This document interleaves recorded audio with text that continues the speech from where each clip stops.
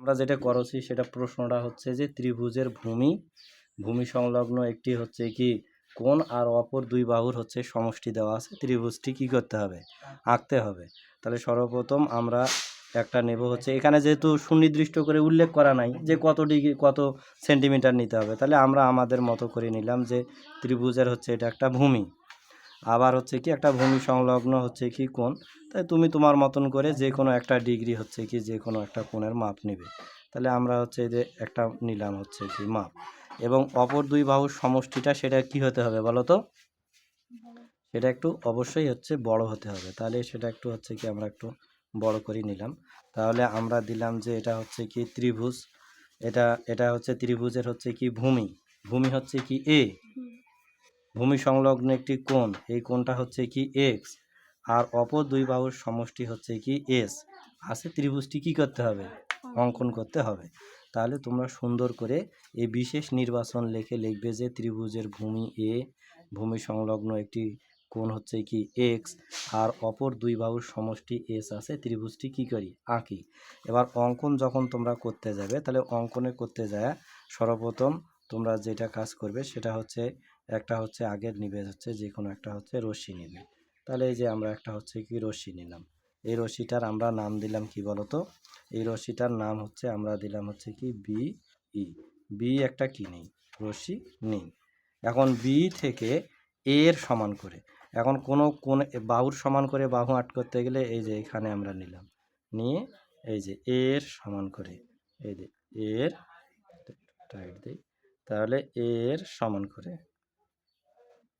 তাহলে এটা কি করলাম, এর সমান করে, এই যে এর সমান করে আমরা যেটা কাজ করলাম সেটা বিসি অংশ কেটে নিলাম।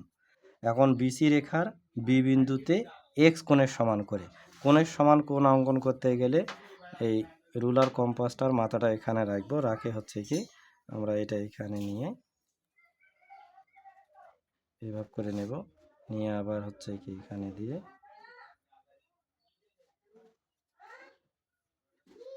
এভাবে নিলাম। এখন এর মাথাটা হচ্ছে কতটুকু হচ্ছে কি প্রশস্ত সেটা এইভাবে করে নিয়ে এই যে কাটে নিলাম, নিয়ে এভাবে করে হচ্ছে কি কাটে নিলাম, নিয়ে আমরা হচ্ছে কি এই এক্স কোণের সমান করে এখানে সি বি আর হচ্ছে কি এফ একটা কি করি কোণ অঙ্কন করি।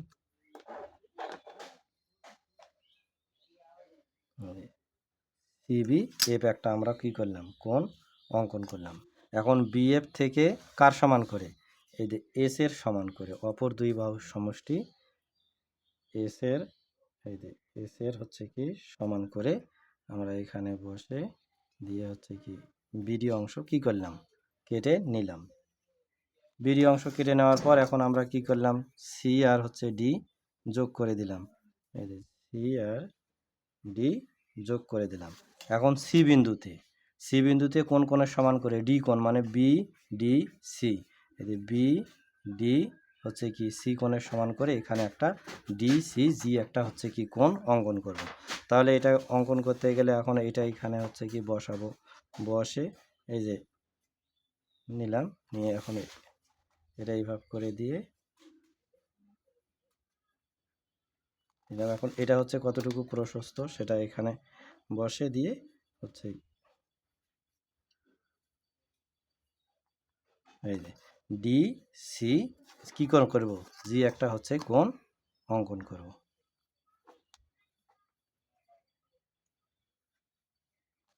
ডি সি জি একটা কী করলাম, কোণ অঙ্কন করলাম। এখন এই যে সিজি রেখাটা বি আর ডি রেখার কোন বিন্দুতে ছেদ করেছে, এ বিন্দুতে ছেদ করছে। তাহলে এই এ বি সি হচ্ছে উদ্দৃষ্ট ত্রিভুজ। তাহলে যদি আমরা এখন প্রথম থেকে যদি বলি যে প্রশ্নটা ছিল যে ত্রিভুজের হচ্ছে কি ভূমি সংলগ্ন একটি হচ্ছে কি কোণ, আর অপর দুই বাহুর সমষ্টি দেওয়া আছে, ত্রিভুজটি আঁকি।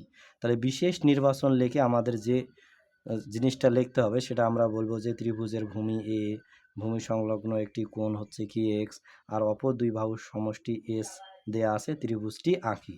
যে কোনো একটা অঙ্কন, এখন আমরা কি করব, অঙ্কনের বিবরণ।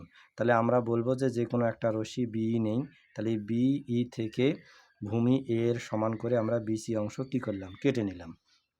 এবার বিসি রেখার সি বিন্দুতে এক্স কোণের সমান করে সি বি এফ একটা কী করলাম, কোণ অঙ্কন করলাম। এবার বিএফ থেকে এস এর সমান করে বিডি অংশ কেটে নিলাম। তারপরে আমরা সিডি কী করলাম, যোগ করলাম। এবার সি বিন্দুতে আবার বি ডি সি এর সমান করে হচ্ছে ডি সি জি একটা কী করলাম, কোণ অঙ্কন করলাম। এই সি জি রেখাটা বিডি রেখার এ বিন্দুতে ছেদ করছে, তাহলে এ বি সি উদ্দৃষ্ট ত্রিভুজ। এনাফ।